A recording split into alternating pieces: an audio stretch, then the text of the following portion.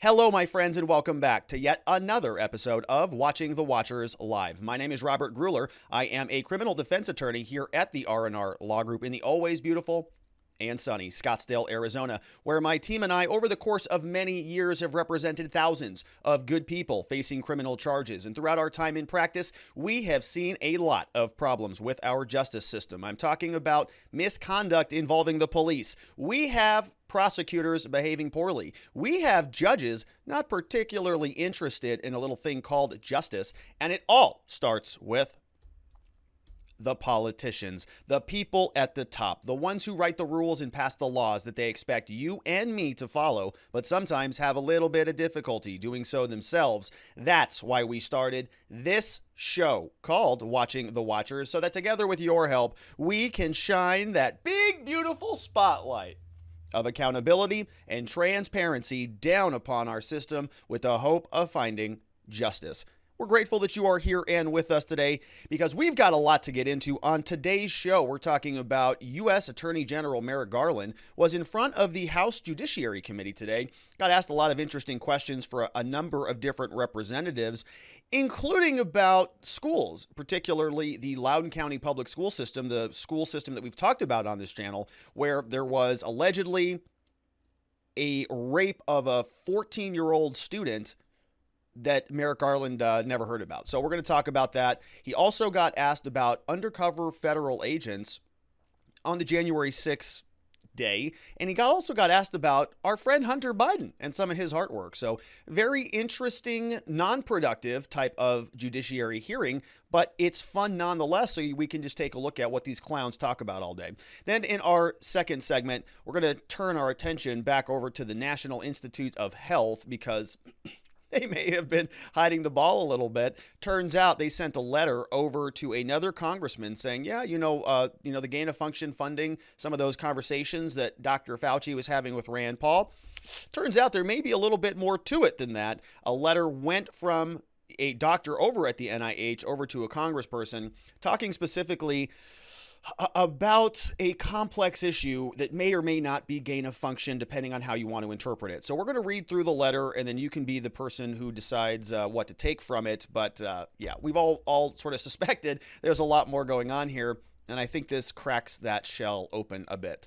And then in our last segment, we've got to talk about Steve Bannon. Steve Bannon just got held in criminal contempt today or voted to be referred over for criminal contempt, recommending the charges over to the Justice Department. Steve Bannon, there was a House vote today, and they said, you're in trouble, buddy. You didn't show up. We issued you a very important subpoena from a very important January 6th Select Committee, and you disregarded our important documents. And so they voted, and there's a little bit of a spectacle. We have Liz Cheney, who was out there talking about it. We have Matt Gaetz as well. And so we have a potential new criminal charges for Steve Bannon, depending on what the Justice Department wants to do with it.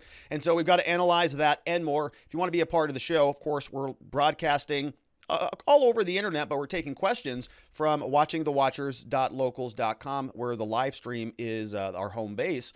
Over there, we've got Soul Viking, Radicy, I'm Not Gas. We've got Monster One just joined in, TOS Forever, all chatting away. And so if they want to ask questions, well, this is the place to do it. If you're a part of the community, you get to use this forum and you can ask a little bit more substantive questions and we can really sort of dive in to some meat and potatoes and have some fun from time to time as well. If you're looking for clips, if you can't ever stick around for the full show, there's another YouTube channel that is my name plus clips, and that's where all the individual segments are. So we sort of skip the intros, skip the transitions, get right into the heart and potatoes, the meat and potatoes of the content. So definitely check that out if you're interested in those clips, and we appreciate the shares.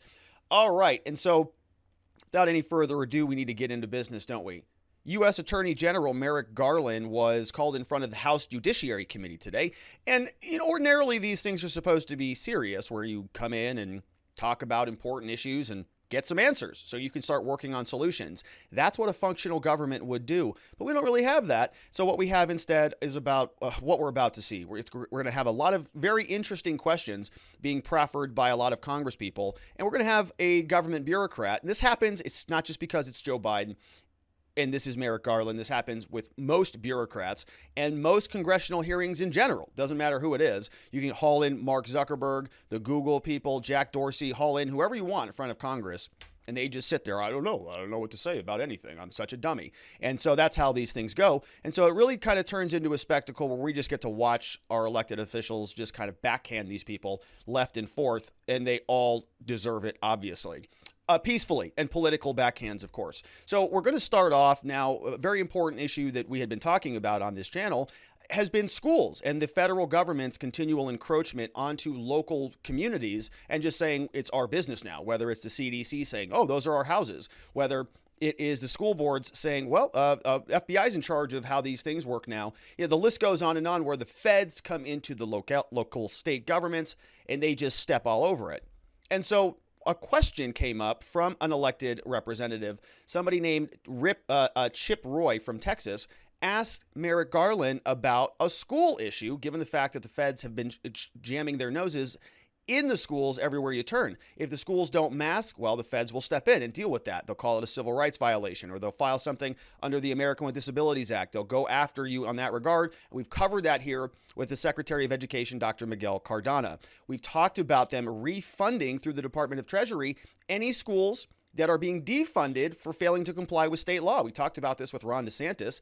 He passed, Florida legitimately passed a law. School said we're not going to comply with those laws. Ron DeSantis said that's fine. We're going to go ahead and defund you. Federal government said, okay, well, we're going to go ahead and refund you. So they're stepping in and encroaching all over the place. So the feds do this very regularly. They get into the schools, but we have a very interesting new case involving the Loudoun County schools. If you rewind the clock, we talked about this. There was allegedly a transgendered student or a male student wearing a skirt or something to this effect. And we don't know much of the information here because these are all juveniles. We are just talking about what has been presented to us in the stories that we've covered. Allegedly raped and sodomized another student, a 14-year-old student. Father was brought into this. No formal charges were pressed until about 2 months later. This student, the alleged assaulter, got sent over to a different school, allegedly assaulted somebody there, if you sort of connect the dots on this thing. And it's a big problem. School was apparently investigating this. Not much happened there. Father comes back during a school board meeting and is angry as hell, obviously. Wants to make a point to everybody in public and say, hey, my daughter got raped. I'd like somebody to do something about it. What do you think we talk about it? They didn't let him take the stage. He was arrested, later not charged. Turns out, after the investigation went forward, daughter was in fact taken to the hospital. She was examined. A rape kit was done. Turns out, yeah, she in fact was raped. Thank God the father threw a fit about it. But the question here is, did the school board cover it up? Because they were talking about this specifically, and the board, the people who were the presidents of the board, said, no, we had never heard about this at all. That happened in our schools? Are you serious? And they just were never made aware of it, but they were at the same time communicating all about passing a new transgender bill that includes some modifications to the bathroom policy. So how could a competent school board be literally contemplating new legislation that directly is going to impact the students in that facility by opening up the bathrooms and sort of being more accommodating, when at the very same time, like right in that same time frame, right in that window of time, somebody got raped under those same conditions? You'd think somebody would go, hey, that's a red flag. Maybe we should talk about this again. But they didn't. Turns out that they were hiding all this stuff all over the place. And so it might be a good idea that the U.S. Department of Justice, remember the same Department of Justice that has been shoving their noses in everybody's local business for the last 10 months or so, if they're going to hold that same standard, wouldn't they be investigating that? Yes or no? And so Chip Roy had some questions for Garland about that today. Attorney General Garland, are you aware that because Loudoun County prosecutors confirmed that the boy who assaulted this young girl in Broad Run High School is the same boy who wore a skirt and went into a girl's bathroom, sodomized and raped a 14-year-old girl in a different Loudoun County high school on May 28th? Are you aware of those facts? The boy was, are you aware firmly, are you aware further that the boy was arrested and charged for the first assault in July but released from juvenile detention? This sounds like a state case, and I'm not familiar with it. I'm sorry. State Do you case. agree with Loudoun parents? You said it is not okay to allow a child that has been charged with a rape to go back into a school in that public school system. Again, I don't know any of the facts of this case, but the way you put it, it certainly sounds like I would agree with you. But I don't know the facts of the case. Is the FBI or the Department of Justice investigating the Loudoun School Board for violating civil rights or under authority of, say, the Violence Against Women Act? I don't believe so, but I don't know the answer to that. Not ask. Yeah, just the national case that everybody's been talking about. This guy, oh, it's just a state case. No, I mean, well, don't know. I have no idea what's going on there. I mean, I came out with a memorandum a couple days ago, specifically talking about the the lawlessness, the domestic terrorists that were invading and insurrecting the public school boards. But aside from that, he's just out of the loop because the Justice Department, they just don't get involved in state cases.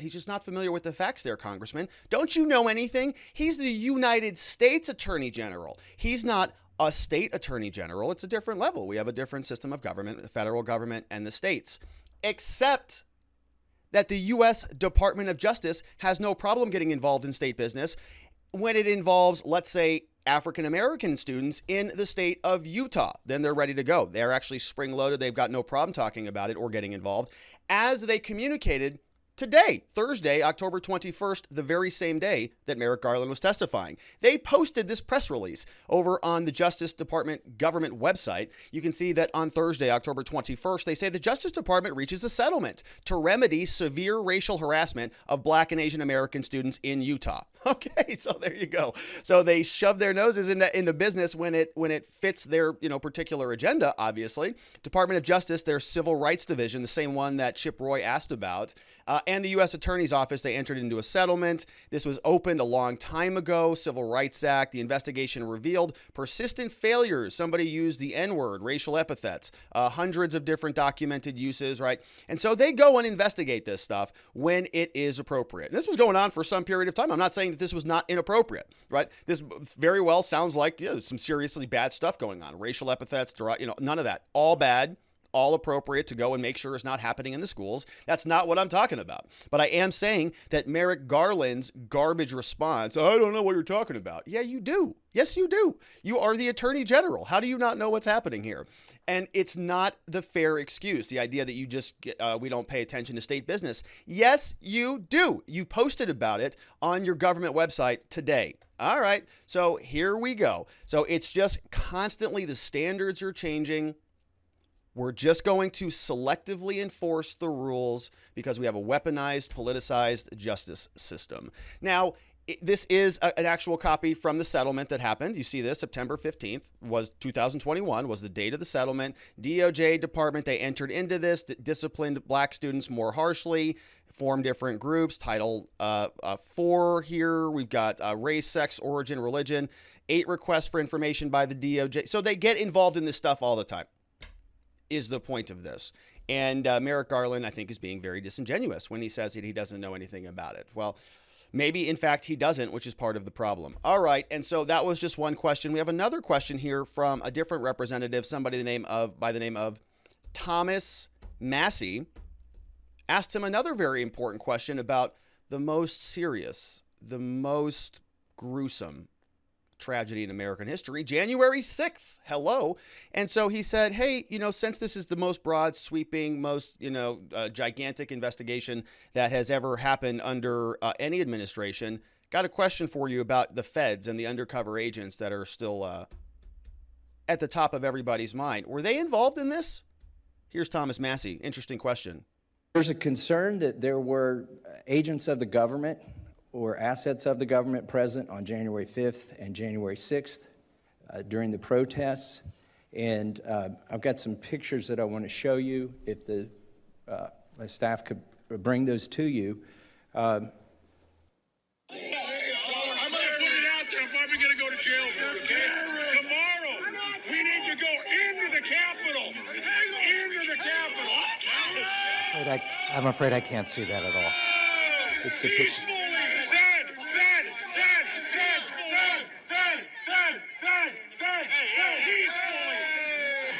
Okay, folks, number one, as soon as the president starts speaking, we go to the Capitol. The Capitol's this direction. Is that a approved video?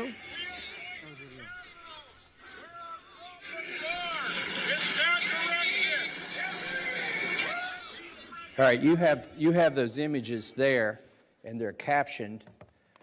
They were from January 5th and January 6th. As far as we can determine, the individual who was saying he'll probably go to jail, he'll probably be arrested, but but they need to go into the Capitol the next day, is then the next day directing people to the Capitol. And as far as we can find, this individual has not been charged with anything. You said this is one of the most sweeping investigations in the history. Have you seen that video or those frames from that video?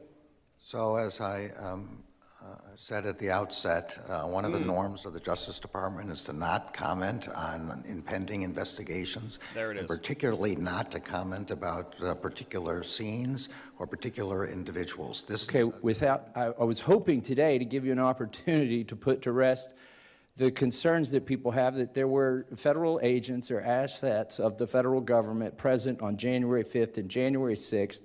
Can you tell us, without talking about particular incidents or particular videos, how many agents or assets of the federal government were present on January 6th, whether they agitated to go into the Capitol, and if any of them did? So I'm not going to violate this norm of the rule of law. I'm not going to comment on an investigation that's ongoing. Okay, so, when it's one of those answers, when it could easily be just a yes or no, well, you know what that means.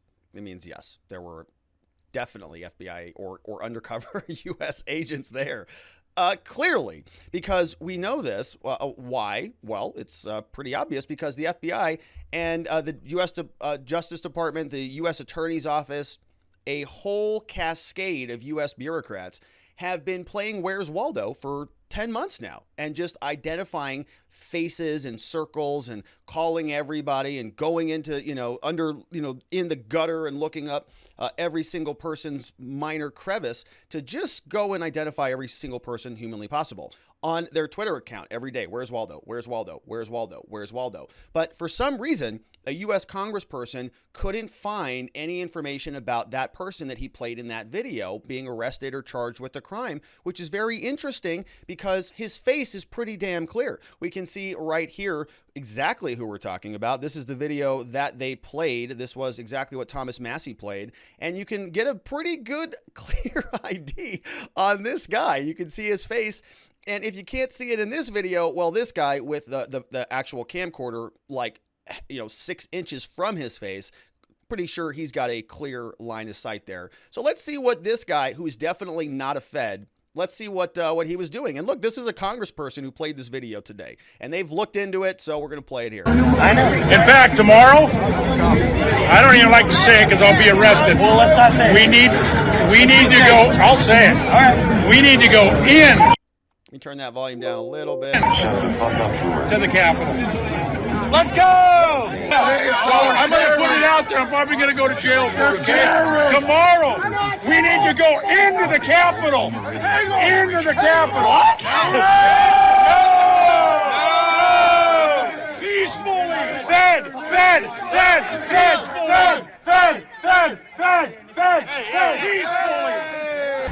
Okay, folks. Spread the word. As soon as the president's done speaking, we go to the Capitol. The Capitol's this direction. Stop speaking.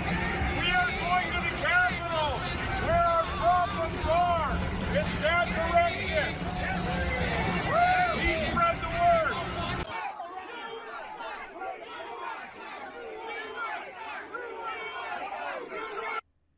Agitating everybody. Who was that guy?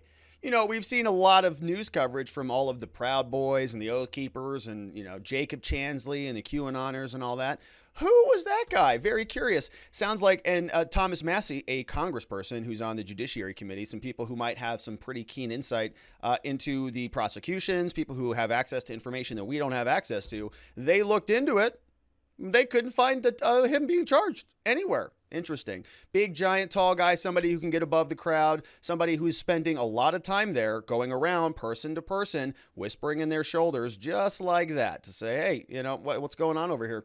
So if Merrick Garland, it'd be very easy to say, listen, I can unequivocally say no U.S. agents were undercover inciting anything. All right. If they were there doing, security, but I can't talk about that because the rest of the investigation is ongoing. Okay. Well, there you go. That's an answer. But he just blanket, takes the whole thing away, as you would expect, because they're not going to talk about any of this stuff because they just don't have to, because they have these little weasel words. I'm a lawyer. I know how it works. We made them for that reason, so that we don't have to answer questions. All right. And so our last question from the esteemable congresspeople was about our dear friend, Hunter Biden. That's right. Hunter Biden, the artist, the newly amazing artist. We've talked about a lot of his artwork here. Pretty impressive stuff. Now, I have not been able to afford it, unfortunately, because they sell for $500,000. But a congressperson did a very nice job today comparing and contrasting the two. Very, very interesting. And so let's listen into this question and see how U.S. Attorney General Merrick Garland talked about it. Here it is. In general, I'd like to direct your attention to the easel behind me. The first painting is a Claude Monet. I'm sorry, I can't read any of the words. You don't need to. Okay. You just need to look at this great painting right It's a very beautiful painting. It is beautiful, and it is listed at Christie's for $700,000. Now, Claude Monet was the founder of the Impressionist movement, something I didn't know until I researched it. The second painting is a Degas. Another well-renowned artist, and this painting sold for $500,000. The third painting, you may recognize this name, is a Hunter Biden. I don't recognize the painting. The Hunter Biden painting sold for $500,000 also.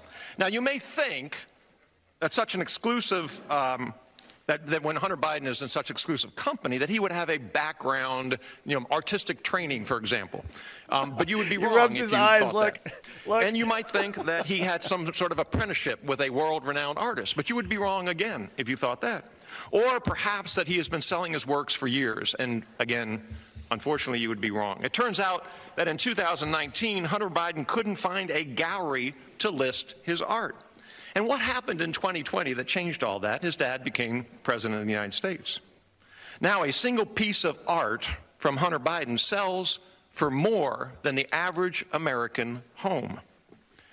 This art arrangement is so suspicious that the Obama administration ethics czar, Walter Schaub, tweeted on July 10th of this year, Hunter Biden should cancel this art sale because he knows the prices are based on his dad's job. Shame on POTUS if he doesn't ask Hunter to stop. By the way, Mr. Attorney General, this is... All right, so you get the gist of it. It's like, all right, guys, ask a question. What's your question? Yeah, we got it. It was funny. Nice joke. Okay, well, you're not going to get any answers on that one. I don't even know what Garland said. It's outside of my purview. Talk to Jen Psaki about it. He's an artist, okay? And art is dynamic in value. Some people, one man's trash is another man's treasure, as they say. Hunter Biden has accumulated a lot of the former, hasn't he? All right, let's take a look and see what you have to say about any of this over at watchingthewatchers.locals.com. Let's see what we've got here. There we go. We've got, that was from Random Graham yesterday, talking about the Dave Chappelle segment that we did. We have an FBI agent just joined the House, says, what's going on in here? Somebody else says, Garland is just mad at the world because he's not a Supreme Court justice. Yeah, that I'm sure that leaves a sour taste in somebody's mouth. No question about it. He was very close to that seat and didn't get it. I'm Not Gas says, with the Loudoun County stuff, I think that it's a good time to remind everyone that public school teachers sexually abuse students at a higher rate than Catholic priests. Ooh, let's see. Psychology Today article. What do we have here? 6 myths about the clergy sexual abuse in the Catholic Church. So it's, I don't think really in an ideal world, we have zero sexual abuse, right? None of it, zero. And so I think it's good for the Catholics that it's less sexual abuse than Loudoun County, but still not a real big win there. And I say that as a Catholic. We have another one from Thunder7 says, I would have enjoyed watching Garland squirm when being asked serious questions for once. Did anyone mention his conflict of interest due to his son-in-law's ownership and the CRT program? They did actually, but I just didn't see the clip of that. They were in there for a long time. He's getting wealthy from it, right? And that was the idea that his son-in-law actually is a part of an organization that I guess, develop CRT programs that are being placed in schools. But Thunder7 says, silly me, there's no accountability with the Beijing Biden administration. They break the law, lie continually, nothing is done, at least not yet. I can only hope and pray that justice will drop a huge gavel on the entire corrupt lot one day. Meanwhile, let's go, Brandon. That's from Thunder7. Good to see you, Thunder. Thanks for the nice comment. Soul Viking says, if Garland doesn't know anything about the boy in the dress raping the girl in the girl's bathroom, he's ignorant and derelict. I'm sure he doesn't want to know. Sick, he says. Former LEO says, did the AG issue a memo about domestic terrorism at school board meetings, or didn't he? Yeah, he did. He did. Yes, he did. That's my point, is they invest themselves in all sorts of local school issues all the time, including a press release that was announced today. So not really accurate. But okay, Look 2G says, wow, Garland, whose son-in-law has a business interest in CRT, is so interested in justice being served to our citizenry that he would have the FBI protect a board of education members against the parents. But interestingly, he has no knowledge of a child and a father who was mistreated by a similar board. Seems like he may be biased. That's from Look 2G. Maybe, or maybe he just doesn't know. He's confused. Him and Joe Biden have breakfast in the morning, and by the time they finish their oatmeal, everything's gone. Vienticus Prime says, and people used to think I looked like a narc, but this guy, that was from Vienticus. Did people say that about you, Vienticus? I would never say that. D-Rod says, hey, Rob, totally off topic, but Trump has gone IPO on his social media company. Ticker symbol is DWAC, D-W-A-C, which is a parent company of the Trump Media Group. Website is truthsocial.com. Can sign up when it's in beta. Apps available on App Store and iTunes. Wanted to bring this to your attention, since it will include video sharing and chatting. Oh, another set of options to Facebook, Twitter, Instagram. Special acquisition company that's going to merge with Trump Media Company. Check it out. It's selling well. Interesting, D-Rod. Well, thank you for that. I saw some hints of that. I'll keep my eye on it. It's always interesting to see sort of the ebbs and flows of social media. Trump has tried a couple different iterations of this, and so we'll see if one of these sticks, but definitely something to continue to watch. Thank you for sharing that. We got Monster One says, yeah, I smell a Fed. Yeah, that guy, clearly a Fed. We have another one. Monster One says, just think this guy was almost on the Supreme Court, talking about Merrick Garland. And we have another one, a couple more coming in. I have questions. Says, who are those two guys sitting behind Garland? One of them is talking to someone. You can see his mask moving. Could they be there to watch Garland? They could. Yeah, they could be assistants or aides or just congressional staffers. Who knows? But they did kind of look shifty-eyed, didn't they? Kind of like they were doing one of these things. Watching out. Who knows? Chairman of the board says, it's the most sweeping investigation in history, as in sweeping under the rug. Agents? What agents? Was the crowd chanting Fed, Fed, Fed? Because they knew and were outing him? Or was that being chanted in some other context? Yeah, I think they were calling him out, right? They were saying, this guy's an undercover Fed. Like, he wants us to go in there and actually ransack the Capitol. And they were calling him out, like, this guy's a Fed. Get out of here, right? Stop trying to agitate us. Because that's a legitimate methodology in protest. That's why, I'm not a really big fan of them. Because you never know who the agitators are who might cause wreckage. We have another one from I'm Not Gas says, I have it on good authority that Hunter Biden has information that could lead to the arrest of Clintons. Just putting that out there. Well, that's like a death wish. I'm Not Gas. That's serious business. Clintons versus the Bidens. Woo! It's like a Shakespearean tragedy. Soul Viking says, I know you're keeping your ears open for news about John Sullivan, the fake journalist whose behavior was way worse than those languishing in jail. But why was Sullivan never apprehended and jailed? Maybe he's friends with the guy in the video. Yeah, Sullivan was the guy who sold his footage to for $70,000 to CNN and some other news agency. They're like, oh yeah, no, we'll buy that from you. You're a danger to our democracy. You're an insurrectionist, but here's $35,000. Yeah, okay. They wanted the footage because they wanted to push a message. Former LEO says, I guess that video is what inciting an insurrection looks like. Wasn't anything like what they impeached former Trump for.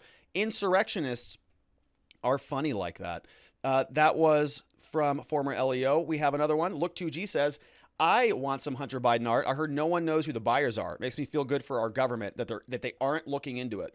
All anonymous, right? It's sort of this private handshake deal. And Jen Psaki just said, well, he's an artist. And we encourage. Joe loves Hunter very much, and we encourage him to continue his career, even though a Monet doesn't sell for anything close to that. Bumalickit says, another geriatric on the loose. Why can't, and listen, I have a lot of respect. I love old people and respect for, our seniors. I have it. But he says, another geriatric on the loose. Why can't these over 70-year-olds just retire, make their remaining time be productive somewhere else with their loved ones, and give way to the next generation to lead? So selfish or too senile to recognize they're dragging the country down with their sunset moments. I'm not disrespecting old folks, but at least know your limits, oldies, is what Bumalickit says. Because you're not just a disgrace, whoa, but you tarnished, you have accomplished during the prime of your success. Still, love and respect to your senior citizens. Thank you for your sacrifice. You did us for the young. But rest and chill now. Let the young ones take charge. We got this. Right, Robert? That's from Bumalickit. Bumalickit, that's pretty aggressive. I mean, I understand your point, but that's pretty aggressive.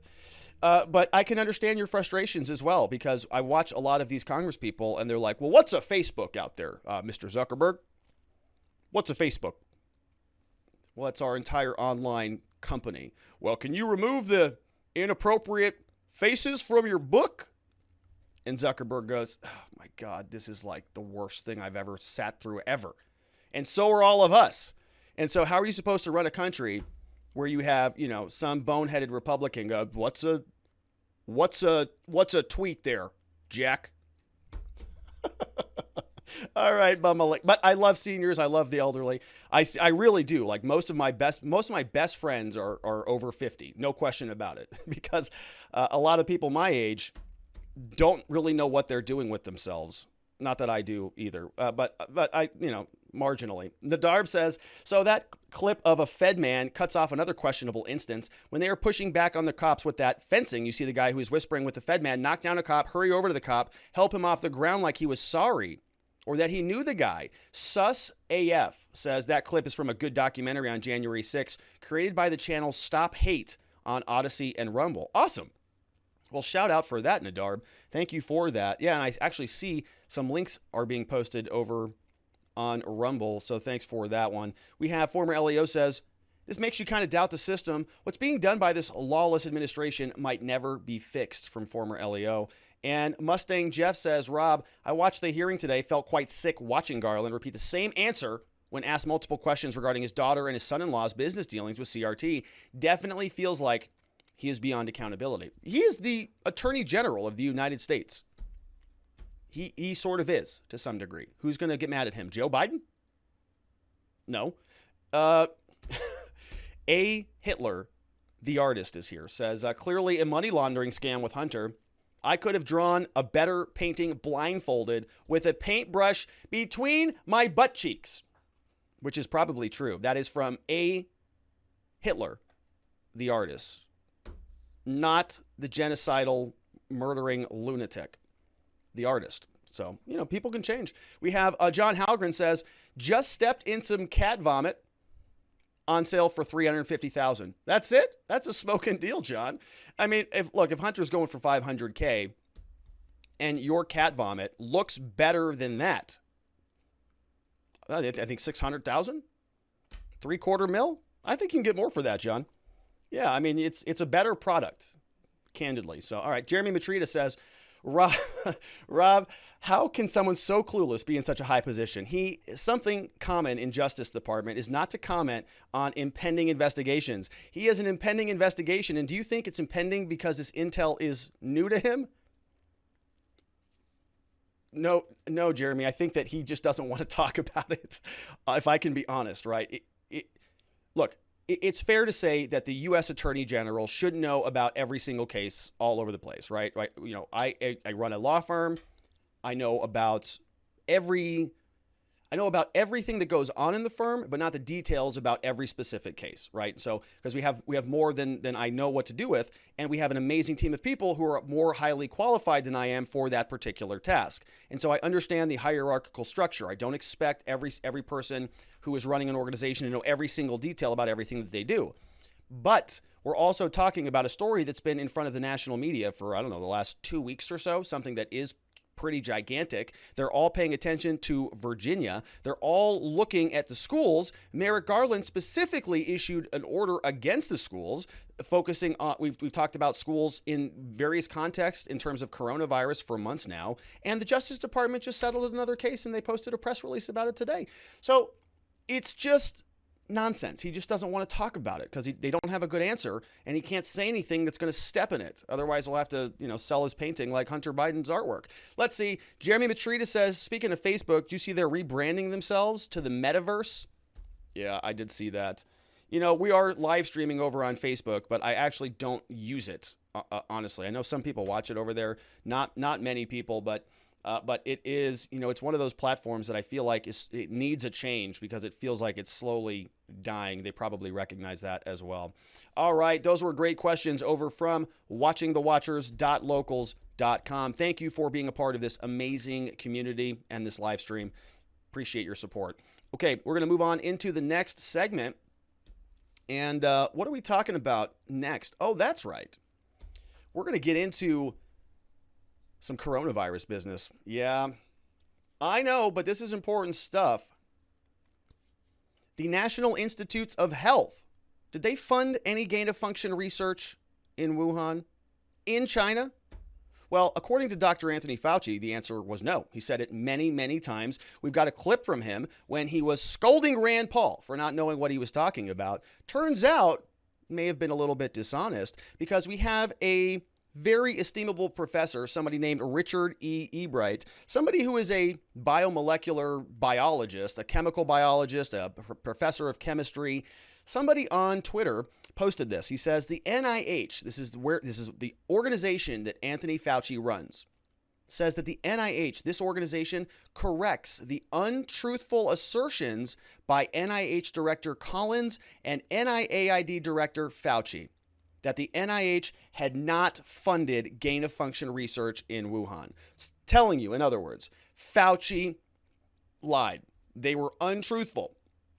Says that the NIH states that EcoHealth Alliance violated terms and conditions under a National Institutes of Health grant. And remember how this structure goes. It went from the NIH through the NIAID, which was Fauci organized, which went down to EcoHealth Alliance, which was run by Dr. Peter Daszak, or Daszak, or however you say his name, which was the organization that helped to write the letter in the Lancet that was the original article that said this wasn't a lab leak. This was all natural. So the circle sort of completes itself. And when this little circle of corruption became uncovered and people started asking questions about it, Rand Paul hauled in Dr. Fauci in front of the Congress and asked him some serious questions about this. What about gain-of-function funding? Has the NIH ever done it, ever, through EcoHealth, through Dr. Barrick, anybody in Wuhan specifically? This is what it sounded like back from May 11th of this year. Let's listen in on Rand. Dr. Fauci, do you still support funding of the NIH funding of the lab in Wuhan? Turn that volume back up. Senator Paul, with all due respect, you are entirely and completely incorrect that the NIH has not ever and does not now fund gain-of-function research in the Wuhan Institute of Virology. Do they fund Dr. Barrick? We do not fund. Do you fund Dr. Barrick's gain-of-function research? Dr. Barrett does not doing gain-of-function research, and if it is, it's according to the guidelines, and it is being conducted in North Carolina, not in China. You don't think inserting a bat virus spike protein that he got from the Wuhan Institute into the SARS virus is gain-of-function? That is not. You would be in the minority because at least 200 scientists have signed a statement from the Cambridge Working Group saying that it is gain-of-function. Well, it is not. And if you look at the grant and you look at the progress reports, it is not gain-of-function, despite the fact that people tweet that. So do you still support sending money to the Wuhan Virology Institute? We do not send money now to the Wuhan Virology Institute. Do you support sending money? We did, under your tutelage. We were sending it through EcoHealth. It was a sub-agency and a sub-grant. Do you support the money from NIH that was going to the Wuhan Institute? Let me explain to you why that was done. Tell us. The SARS-CoV-1 originated in bats in China. It would have been irresponsible of us if we did not investigate the bat viruses and the serology to see who might have been infected. Or perhaps it would be in China. irresponsible to send it to the Chinese government that we may not be able to trust with this knowledge and with this incredibly dangerous viruses. Okay, so what's going on here is they're mincing words, right? They're playing this game over what gain of function means, and Fauci has been doing this for a long time now. But there's a lot of different ways that you can think about this, right? You're talking about a virus, and one of the things, the entire reason that we have EcoHealth and the NIH and the NIAID is so that they can investigate infectious diseases and they can prepare for it so that we don't have to suffer through a global pandemic. They have failed pretty largely. In fact, they may have been the people that caused it, but we'll talk about that in another video, of course. In this context, what we're talking about are viruses and how these things are supposed to be investigated and researched and studied and all this stuff. And so they're having definitional problems with gain of function. What does it mean? And so we've seen it sort of postulated a couple different ways. We've seen one idea being that you take a regular virus that exists in nature and you copy it and you copy it and you copy it and you copy it and you copy it, and then you sort of see if it changes at all, and you get, okay, this one changed a little bit like this, and this one got a little bit bigger, and this one got a little bit smaller, and then we just copy it and copy it and copy it and copy it, and you create all of these different sort of branches of mutations, and you keep copying and copying and copying it, and you see if it gains a function. You see if one virus evolves into something else that might have additional functionality. It might be more deadly. It might cause some other physical reaction, but that's one methodology of doing it. Another way that you could do it would be to just actually take two separate viruses and just smash them together, right? We talked about this with the furin cleavage sites under the Nicholas Wade article. I made a whole video about that on a separate channel. But the idea here being is you take virus A, virus B, you cut the head off virus A, you cut the head off of virus B, and you just swap the heads. You put the head on virus B, on virus A, and vice versa, and then you sort of monitor those viruses. And there's good evidence that this is something that happened with the coronavirus if you go back and read the Nicholas Wade article. And so there's a lot of different ways that this can happen. You can also go out and look at natural bats, right, or natural bat viruses, bring those in, and then you can sort of test them against a subject that has been modified. So you're not actually modifying the virus, right? Unlike the Frankenstein virus, where you're taking the head off of one and putting it on another, you're not really doing that. You're taking a natural virus and you're modifying the test host. So in this case, it could be mice. It could be, a mouse that is modified to have some humanized components. And so you're not actually changing the virus. Now you're changing the host. You're making the host more human-like to see if this natural virus could potentially infect the host. The same virus that has not gone to humans yet, just to see if this new virus might have adverse impacts on humans. So that was just three kind of simple ways that this might work. There are a lot of other different ways, but let's go and just take a look at the definitions that come over from the U.S. Department of Health and Human Services. You can see right here, it tells us gain of function studies or research. What is it? What's the definition? It's research that improves the ability of a pathogen to cause disease, right? Pretty simple. Pretty simple. Ability of a pathogen to cause disease. Help define the fundamental nature of the human pathogen interactions, thereby enabling assessment of a pandemic potential for emerging infectious agents, informing public health and preparedness efforts, right? So it's taking a particular entity and then improving the ability of the pathogen to cause disease. Pretty simple here. They must entail biosafety, must consider biosecurity risks, and the list goes on and on. So public health emergency, the U.S. Department of Health and Human Services, the same agency that just, nominated Admiral Rachel Devine, is now talking about, they're giving us a definition that we know that we can trust. Here is where this all gets interesting. We just heard from Dr. Fauci that they're not doing this type of work. Well, somebody else over at the NIH kind of has a different story to tell. This fellow, Dr. Lawrence A. Tabak, PhD, DDS, he is the principal deputy director over there at the NIH and also the Deputy Ethics Council Agency. Previously served acting deputy director in 2009 for the NIH, done a lot of work. You can read his bio here. Helped to develop the NIH-wide strategic plan and so on. And so he's got a lot of work. It's somebody who's been with the NIH for a long period of time, and he's up there. Kind of, maybe Fauci's number 2 or something in there. So he writes a letter, and it just came out yesterday. Very brand new letter in light of all these investigations that have been taking place, investigating Wuhan and EcoHealth Alliance, all the questions that we've been raising here. He sent a letter over to this congressperson. This is James Comer. He's over from the Republican representing Kentucky's 1st District, and he is on a number of different boards, with the House. In particular, the one that we care about is the House Committee on Oversight and Reform. So they're checking out other government agencies. And so he asked for some information from the NIH. NIH sent this letter back to him. Now let's dig into the letter. We've got our framework in place. We know who is talking to whom. We know what they're talking about. We have Comer up here is the person receiving the letter, and we have the doctor who sent the letter down here. He says, Dear Congressperson, thanks for your interest in NIH. Appreciate it. Sending you that information that you requested about NIH's grant to EcoHealth Alliance. We've talked a lot about both those entities here on this channel. Coomer sends a letter. I want this information. Doctor from the NIH sends it back. Doctor says, also, while you're looking at these documents, a couple of important things I need to make note of here. Says it's important to state at the outset that the published genomic data demonstrate that the bat coronaviruses that NIH allowed EcoHealth and the subaward to Wuhan, they are not and they could not have become SARS-CoV-2. Okay, so that sentence right there. He says, listen, he's basically acknowledging right here that there was funding of something that went this direction, right? You can follow along, just follow the bouncing ball. NIH granted money to EcoHealth Alliance. EcoHealth Alliance granted a subaward to Wuhan Institute of Virology. Okay, so we know that there's that funding chain. We know that if there's gain of function here, that NIH funded it because it went through EcoHealth Alliance.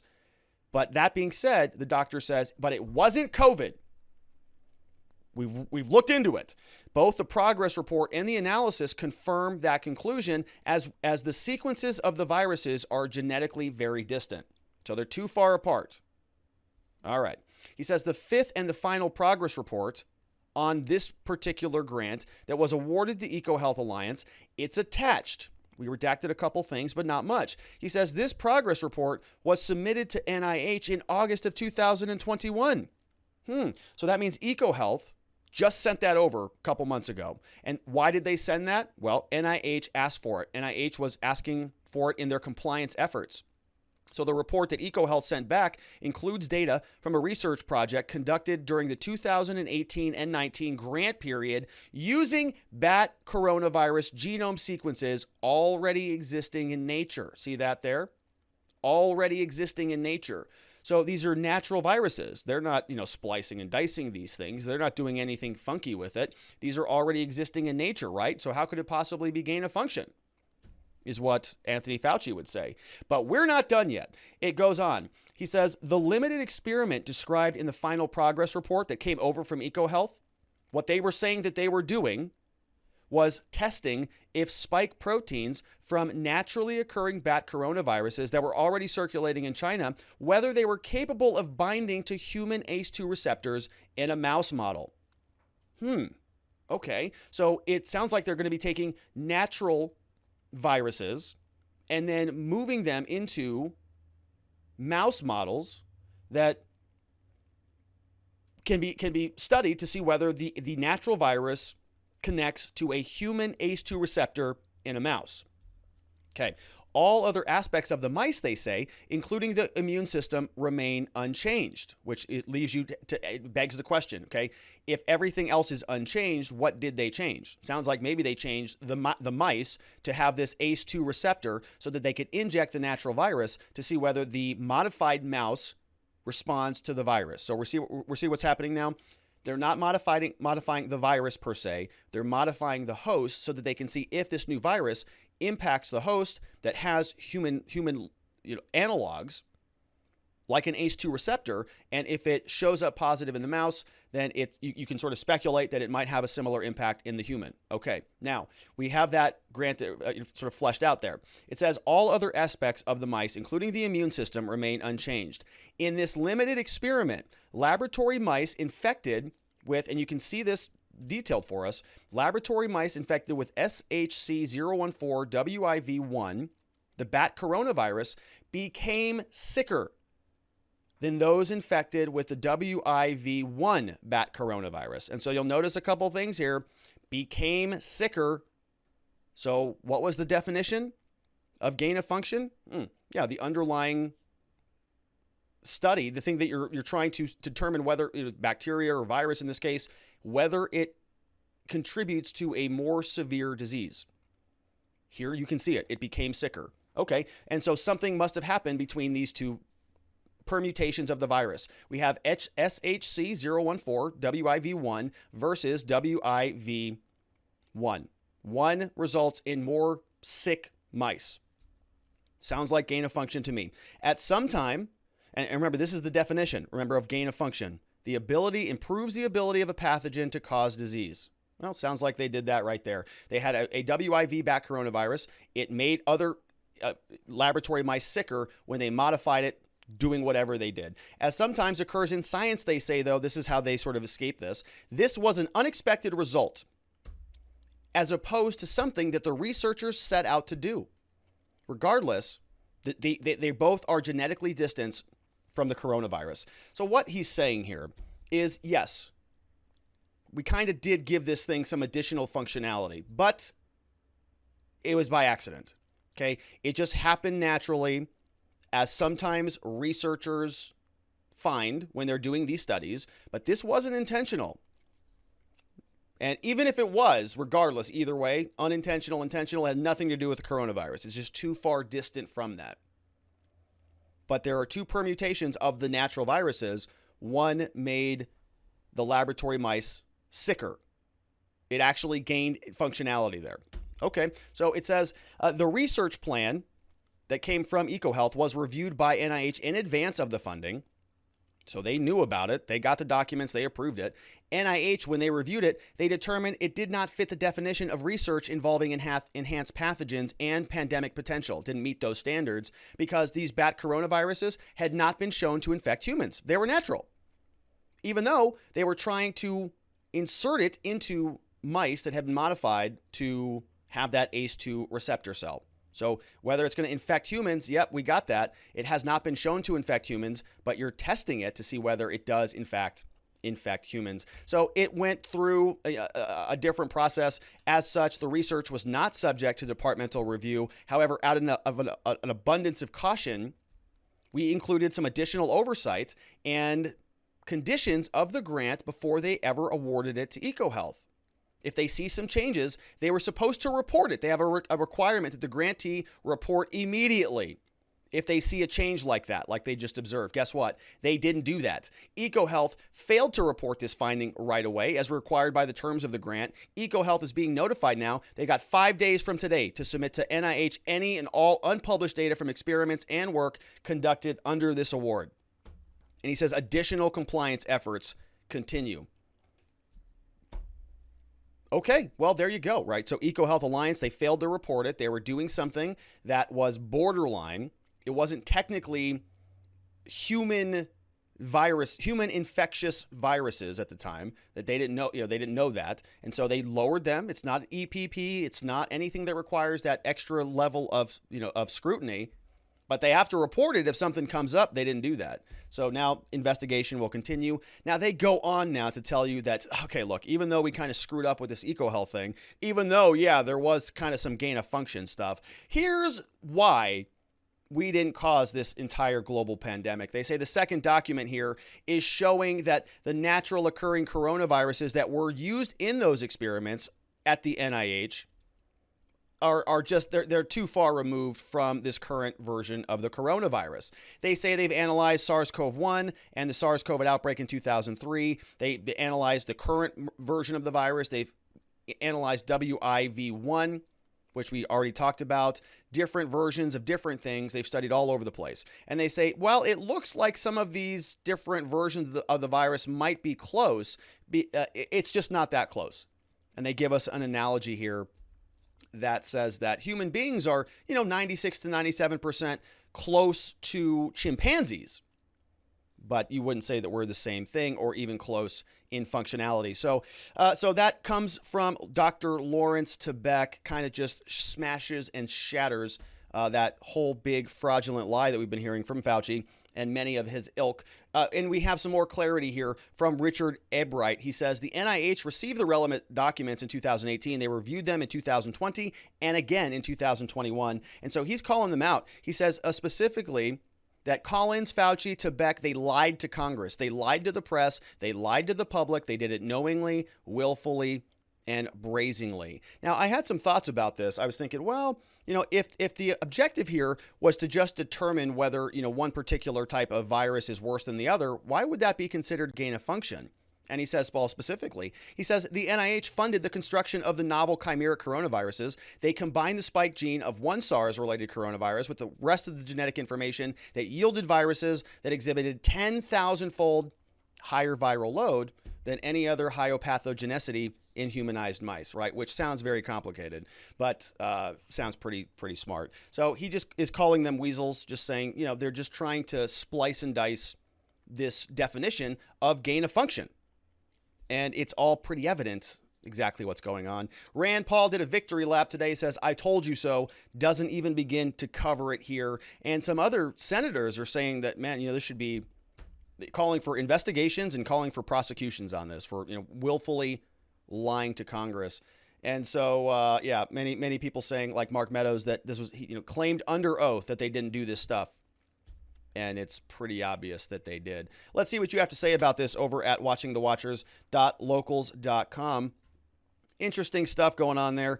I know it's some heavy reading, but it is, shows you really what's going on this.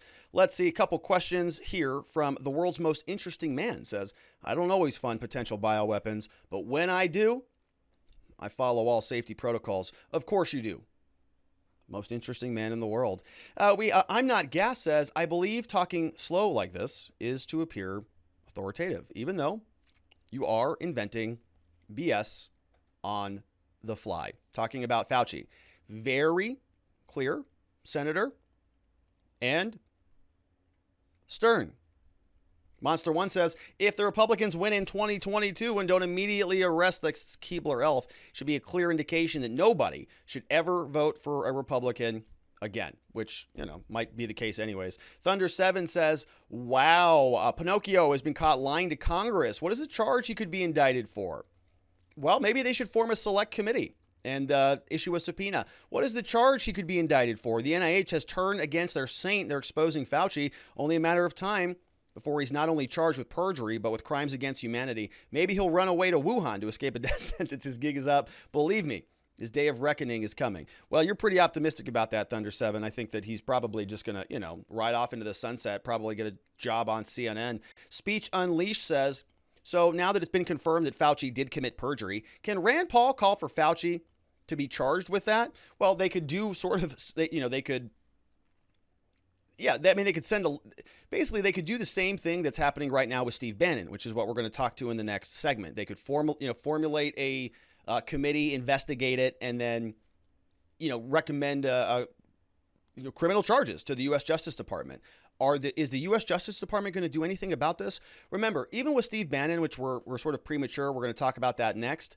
There's still a bunch of stuff that needs to happen before he actually gets charged with a crime. And even if he does, there's still a whole lot that happens after that. So, Fauci right now is just going to, probably sort of hide behind a qualified immunity type of an argument. No, I was, doing the best I can. And we'll see where it goes. Do you expect any of our spineless bureaucrats anywhere on either party to do anything? I don't, unfortunately. Look, 2G says, I find it interesting that Paul asked Fauci if he supports NIH funding of the lab in Wuhan. Fauci responds with, that's incorrect.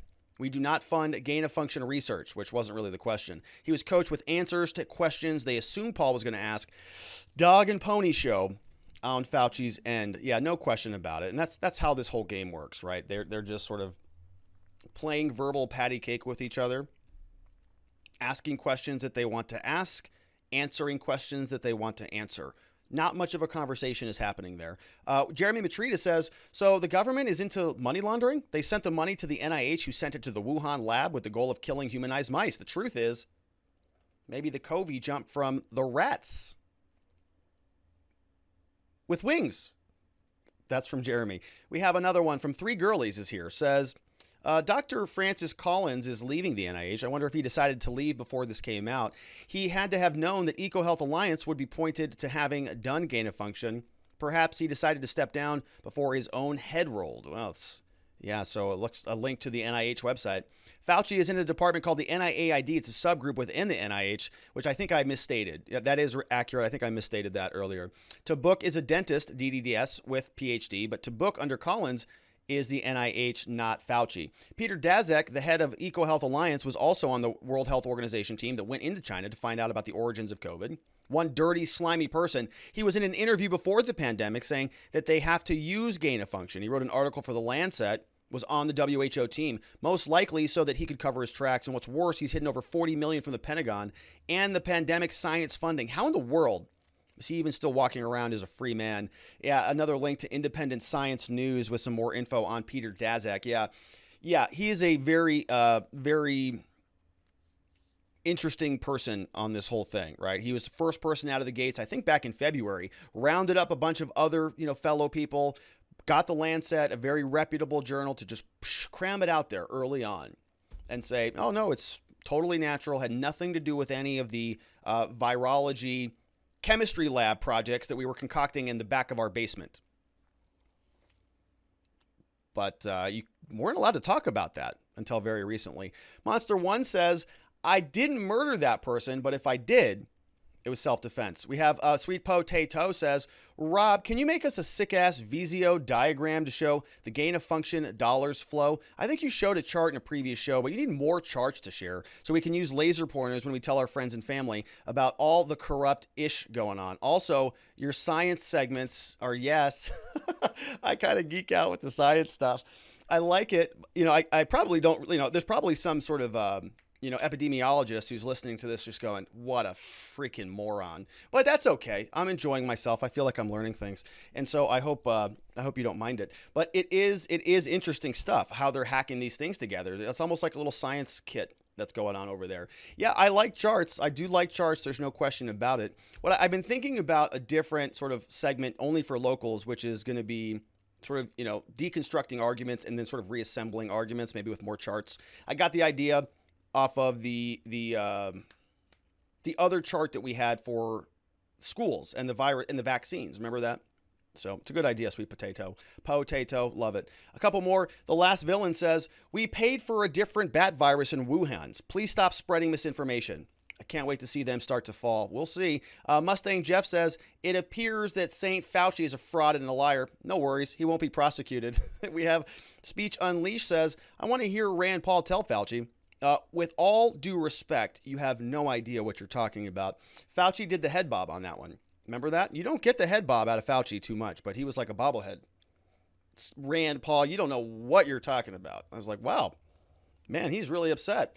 We have Greg Marat says, hey, Rob, did you see the documentary on Fauci? Rotten Tomatoes has a critic score of 90% with 40 reviews. Audience score 2%, 500 reviews. Pretty much an inverse of a Dave Chappelle special. Always interesting to see the disparity between the public and the elites and their propaganda. Yeah, I mean, Rotten Tomatoes is basically a dumpster fire. I stopped, you go there and you're like, oh, this movie's probably horrible if it's like, 98%.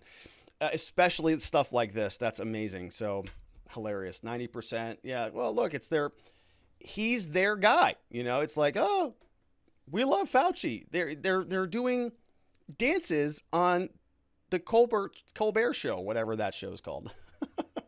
Nadarb says, if only there were a person whose job was to make sure that people like Flip Flop said ethical thing and honest things. Oh yeah, that person is Dr. Flop's wife, Dr. Christine Grady, aka the chief of the Department of Bioethics at the NIH Clinical Center. Well, I'll be. That's what Nadarb says. It's interesting how sort of incestuous the whole scheme is, right? All the elected bureaucrats have like their spouses in the mainstream media. Isn't that beautiful? Or in some lobbyist group or some bank or some hedge fund somewhere. It's all just interconnected. And it's a very nice club to be in. Guess what? We're not in it. Sweet Potato says, I submitted a question for this gain of function section in the Garland in Congress dropdown on the form because I'm a loser. Can you still see it? Yeah, I think so. If it comes in order, let's see. Yeah, so Vianticus Prime says, donuts to dollars, says Dr. Fauci is really just a mouthpiece fall guy. Figured I'd put that in there. We'll see. Well, I don't know. 3 Girly says, Rand Paul has already sent a criminal referral to the DOJ regarding Fauci lying under oath. He sent it over to the DOJ after Fauci was testifying in the Senate. I think I remember that now that you mention it. Yeah, and so you know what Merrick Garland did? Right in the shredder.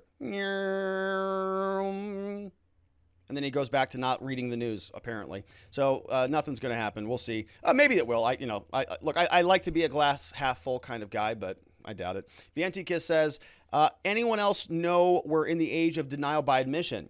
I didn't murder that person. I just ended his life. Most people stop paying attention at the 5th word. Good one from Vianticus to wrap us up on that segment. Great questions over from watchingthewatchers.locals.com. All right, we've got one final segment before we wrap up for the day. Oh, yeah, what are we talking about? Steve Bannon, criminal charges.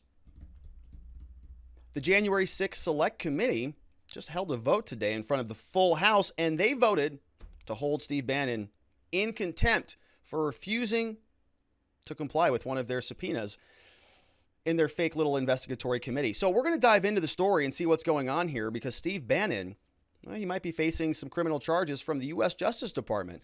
Washington Post gave us a headline this morning. You could see that they were really excited about this. They said the House is poised to hold a vote on Bannon in contempt for failure to comply with the January 6th subpoena. And, the January 6th Select Committee was investigating the January 6th attack on the Capitol. They've been doing it for 10 months now, every day, the worst thing that's ever happened. And so this move comes after bipartisan members voted unanimously in favor of this resolution. It's going to be pushed forward to the House. Bannon has been using the term executive privilege, saying that Donald Trump holds the executive privilege, and since Donald Trump holds the privilege, I am not required to testify. Donald Trump wants to revoke that privilege or waive that privilege. Happy to come in and do it, but he has not done so. And so now the House voted today, and keep in mind that they voted to actually hold him in contempt of Congress. That is a misdemeanor offense. Criminal offense can result up to 1 year in prison, fine of up to $100,000. And so we see here Attorney General Merrick Garland. We had a segment on him earlier in the show, but they asked him about this specifically in front of Congress at the House Judiciary Committee. They said, Merrick Garland, what are you going to do about this? He said, well, we're going to do what we always do in these situations. Just apply the facts and the law. All right. So again, an absolute non-answer from, a government bureaucrat lawyer, which is exactly what you'd expect, because that's their job. It's like in their job description. U.S. Attorney General, you're going to run the Justice Department and not answer any questions in Congress. Can you do that? I'd be great at that. Yeah, no problem. Check that one, no problem. So I think that's how it works when you get that job. But the House Republicans, they were opposing this. Select Committee is mostly Democrats, but it is bipartisan. We got Liz Cheney from Wyoming. We have crying Adam Kinzinger, who's very emotional. They're on this committee as Republicans, and they want to see justice done because they're still very upset about this thing. But other Republicans are saying, yeah, this whole thing is just kind of a dog and pony political show. So how about don't vote in favor of holding Bannon in contempt? They sent out this memo. Ben Jacobs posted this over on Twitter saying that they're formally sending out this whip notice, urging members to vote against holding Steve Bannon in contempt. And you're seeing this big political divide, right? Sort of Republicans are like, this is all a political show. Democrats are like, we want justice for January 6th. And so the Republicans are coalescing around Donald Trump, around stopping this Select Committee from moving forward. So they passed this memo around. They were talking about it specifically. Let's see what their arguments are. Leadership coming out of Congress recommends a no vote, so not holding Bannon in contempt. Why? They say for the past 10 months, several nonpartisan entities interested in investigating this, they've worked diligently to determine what went wrong. Nonpartisan, sounds like it might be reasonable. Unfortunately, Select Committee Speaker Pelosi established on a near party line vote a partisan agenda to politicize January 6th, and there is no legitimate good faith investigation happening here. So they note that Congress does have significant and important oversight over this process. However, Congress does not have enumerated constitutional powers to conduct investigations or issue subpoenas outside of that scope. Right? It's stuff that is needed to secure and legislate. Issue before the House is not whether Congress should conduct oversight, but whether Congress has the authority to conduct investigation for a legislative purpose. We've talked about this. Congress's oversight does not include law enforcement power. Those powers belong to the executive and the judicial branch. The FBI, U.S. Attorney's Office, are the people that investigate January 6th. Yeah, obviously. Supreme Court has also agreed Congress has no authority to issue a subpoena for law enforcement purposes. Congress believes a crime has occurred. Send it over to the Justice Department. Congress has no authority to compel exposure for the sake of exposure.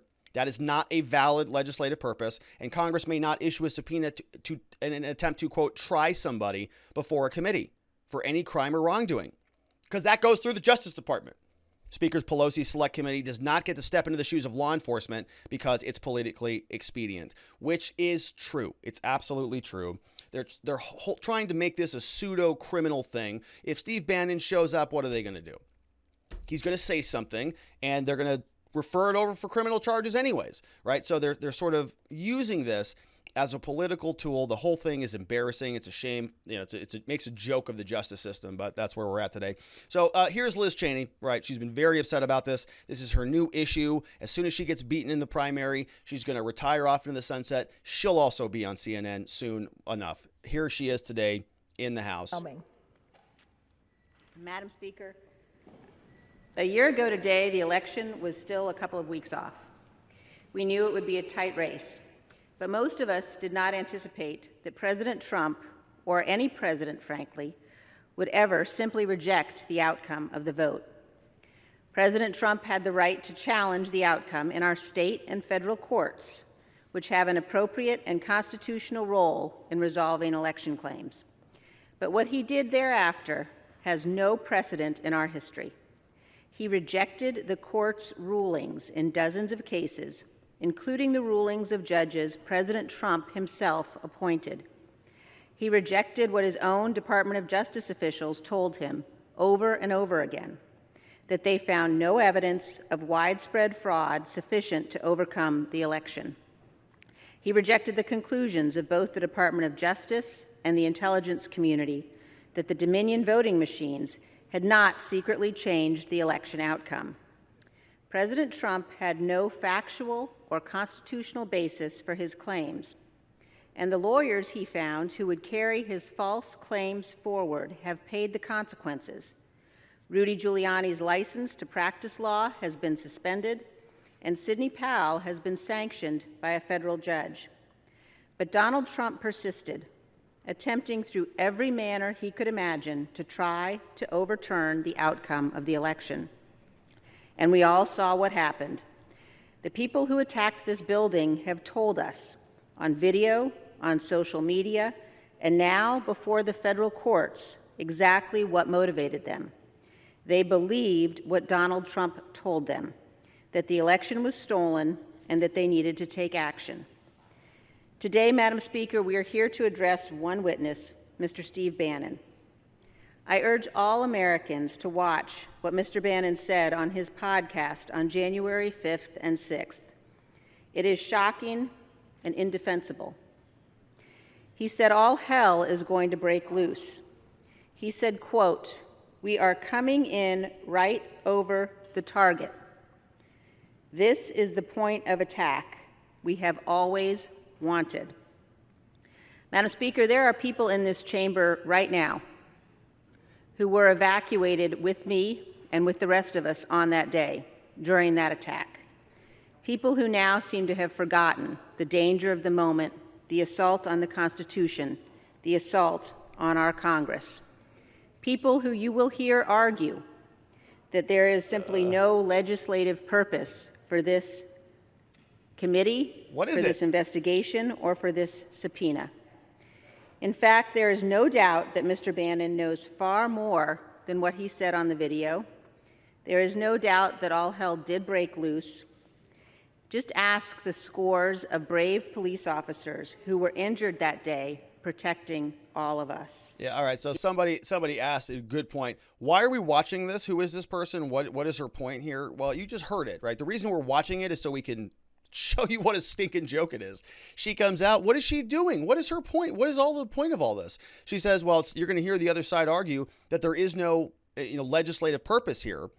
And so she goes off to start rambling on again about the Constitution and how hard this was and being evacuated, and the list goes on and on, right? There's nothing substantive here. She takes Steve Bannon's statements, we're over the target, we're over the mark, we're winning America, or whatever he said, which is exactly the same language that we've covered here from many other Democratic politicians. I'm sure if you comb through Liz Cheney's record, everything she's ever said at a rally, we're going to win, we're going to take back that house, we're going to go win the seat for the people, whatever she's saying. It's all political language. It's all aggressive. You can't talk in politics without saying something overly aggressive. So all these people do is they just go back and they pick and choose these little issues.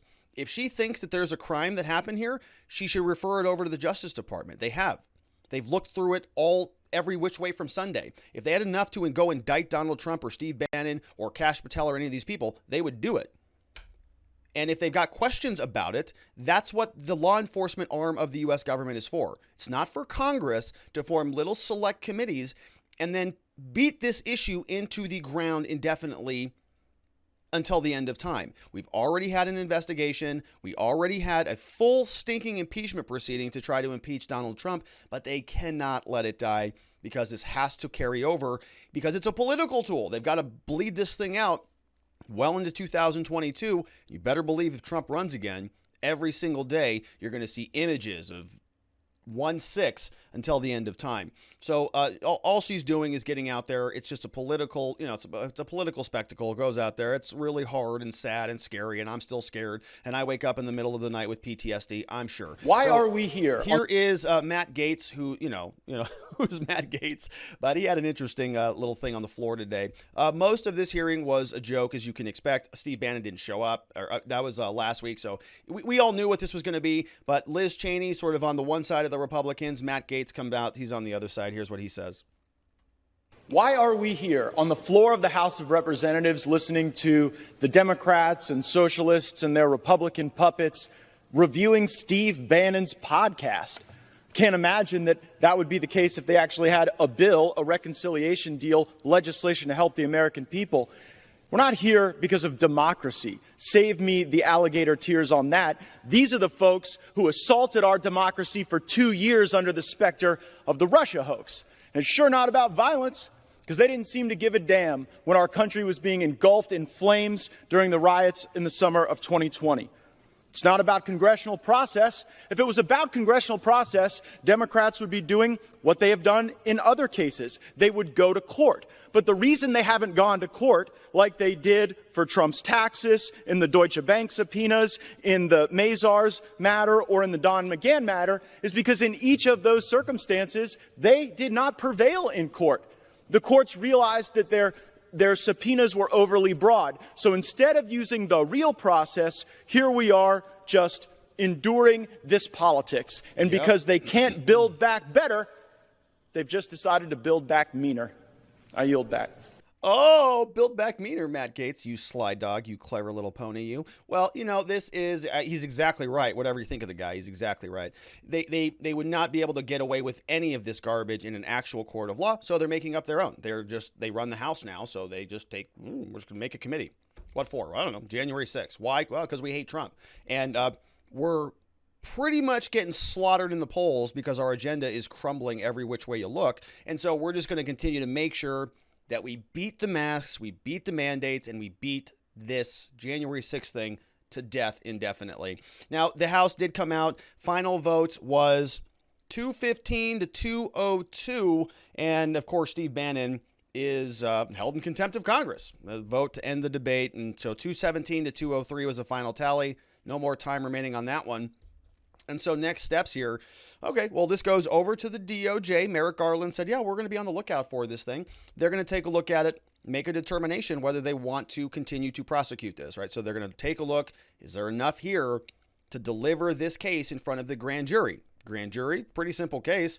You've got, was it a legitimate congressional body? Yeah. Did they send a subpoena? Yeah. Is Steve Bannon show up? No, he didn't. Okay. So do they want to charge him with that? If so, then they're going to put it in front of a grand jury, convene them, present it to the grand jury. Grand jury will decide whether or not to indict. He's going to get an indictment, probably. Well, maybe, we'll see. And if he does get an indictment, then the whole criminal process just starts right then, right? It all starts at that moment. And so we'll see where this goes. Long road ahead before I think the Democrats can celebrate it. But let's see what you have to say about this over at watchingthewatchers.locals.com. We got a few questions on this one. We have Jigum says, I want the Fauci cha-cha-cha chia plant for Christmas. That was on the last segment. Thank you for that. That was a fun thing to say. We have Be Brave says, didn't the woke generals use executive privilege when testifying about Afghanistan? Couldn't say what they told to the fake president. That's right. They use it when it's convenient for them. But remember, this door is going to open both ways at some point. So I'm sure the Republicans will have their stupid joke committee at some point someday. Speech Unleashed says the Republicans on the January 6th committee have personal grudges against Trump, so I don't believe it should be considered nonpartisan. Having people as biased as Cheney on that committee is the same thing to me as having people biased on a jury. You're right about that. Yeah, I think so. And I don't think that even many Republicans, maybe in Wyoming, would even consider her to be a Republican. I don't know. Ty Livin says, unprecedented. Precedent has to start with the first case, doesn't it? Yeah, it does. It has to be unprecedented would mean that it's never happened before, right? It is the first case. Like, this is the first time this has happened. This is unprecedented. That nothing like this has ever happened before. So they use that word a lot, unprecedented insurrection. Felt more like a regular riot in the Capitol building, rather than anything, but okay. Thunder 7 says, Liz Cheney's a desperate rhino trying to hold on to power. Over for her and the other rhinos. The silly January 6th group will go nowhere fast. I'm sure Bannon welcomes a slap on the wrist from the raging orange mad bad lunatics. Makes him more of a hero to the MAGA crowd. Reveals to Pelosi's great fear of Trump and the Patriots. Let's go, Brandon. That's from Thunder 7. Now, it is interesting, right? If Bannon is indicted, if he is convicted, if he actually, serves any time on this thing, he kind of becomes a martyr, doesn't he? And remember what we've always talked about with Donald Trump. It's kind of about the story with Donald Trump, isn't it? It's kind of about the story. What if he wins again? Let's game this out for a quick minute. What if Steve Bannon gets indicted and convicted, goes to prison? Let's say that happens in 23. Donald Trump runs in 24, wins, comes out, pardons Bannon. First thing he does. That would be like a shredding event in this country, which is why I'm so excited to see that happen. It's going to be a lot of fun. Let's see what else we have. Be Brave says, slightly off subject, but Kash Patel is a national hero for exposing the Russia hoax. Devin Nunes as well. We talked about them here on this channel. I think they did very good work on that. They exposed a lot there. NY Renal MD says Cheney's father championed executive privilege. Liz Cheney is now against it. After seeing that Fed stir up the crowd, it's pretty clear the fix was in. How about all those officials that were in, quote, contempt of Congress for the Obama IRS scandal? Were they prosecuted? No, I don't know about that one, but typically when you're in that club, you're pretty much immune from everything. Former LEO says, number one question should be, when was Pelosi's subpoena issued? What was the results of her testimony? Well, she's not a part of that fishing expedition that Benny Thompson drafted up. Vientika says, this committee is certainly much more intelligent than the committee on nose hairs. And by much more intelligent, I mean less intelligent. Yeah, I think a committee on nose hairs would probably get more done, candidly. Monster One says, a low-level crime that would probably result in probation at most. I'm sure Bannon is shaking in his boots. Yeah, I'm sure he's not. He's probably having a lot of fun with all the exposure. AOC says, I'm hiding in my closet. Still, I'm afraid of Liz Cheney. Her daddy bombed the entire Middle East to make Bush and defense contractors very, very wealthy. Cheney has spent most of her inheritance, needs her job in Wyoming because we know it's all over for her. Hope she doesn't take it out on me and blame it on PTSD. I wasn't even at the Capitol, and I did not take myself out. That's from AOC. I hope she's doing okay. Ty Livin says, now that it would be unprecedented, I would love to see it. That's from Ty Livin. I love seeing unprecedented things too. Former LEO says, how about the Capitol bombing that was done by the radical left in 1971? You mean like for precedent? Yeah, like when other riots happen anywhere else in the country. Yeah, very good questions and good thoughts and great observations over from watchingthewatchers.locals.com. Thank you for all your support over there. And that, my friends, is it for the segments on the day. Yesterday on YouTube, we got some super chats on the premiere. Let's pull those up. We had Dane Duard said, has there ever been a trans comedian? And that was on the Dave Chappelle segment that we had yesterday. And Dave Chappelle, of course, if you actually watch that special, he talks about a trans comedian in that special. It's a pretty moving story, so I would check that out if you haven't seen it. It's one of those. C. Reed says, hey, Rob, love the show. Why no evaluation of the David Daladian case and the ties to Kamala and Planned Parenthood hiding the baby parts for sale? My goodness. I don't know about that, C. Reed. Let me see if I can... David Daly. Yeah, let's see. So I've not taken a look. He's an anti-abortion activist. If we take a look at this fella here, anti-abortion activist, child of a crisis pregnancy, grew up culturally, anti-abortion case, Fusion GPS. Okay, so yeah, civil rights lawsuit. I'll take a look at this. So I pulled it up. Obviously, I'll read through that later, but interesting. I will take a look at that. Thanks for that and for that support. C. Reed over on YouTube. And that, my friends, is it for us for the day. I want to thank you so much for being a part of the show, being a part of the program. I want to welcome our new members who signed up this week. We had Maxim15T who signed up, Sir Darren, FireDat58, VDub Shania is here, or VDubs Hanny is here. We also have Tsunami Tommy signed up, Max922, Sugar Britches is in the house, Ad Miliora, Pretty Darn Nice, Sovereign Lion, Linfish Germs, and Sniper275, all over at our amazing community over at watchingthewatchers.locals.com, where we record this show live. 4 p.m. Arizona time, 7 p.m. Eastern time. And we have our monthly locals meetup taking place Saturday, November 6th, 7 to 8 p.m. Eastern time. A lot of fun. We get together as a community, as a group, and we just, turn our cameras on, have conversations, try to identify the FBI agents out there. Is it you? Is it you? And so we have a good time. Come and join us Saturday, November 6th, 7 to 8 p.m. And that, my friends, is it for me for the day. I want to thank you once again for being a part of the show. We are back here recording 4 p.m. Arizona time, 7 p.m. Eastern time. And the show premieres live on YouTube, 7 p.m. Arizona time, 10 p.m. Eastern. Still figuring out my time zones, but we are going to be back here recording live 4 p.m. Arizona time, 5 p.m. Mountain, 6 p.m. Central, 7 p.m. on the East Coast here at watchingthewatchers.locals.com. I hope you can join us. Have a tremendous evening, my friends. I'll see you right back here tomorrow. Bye-bye.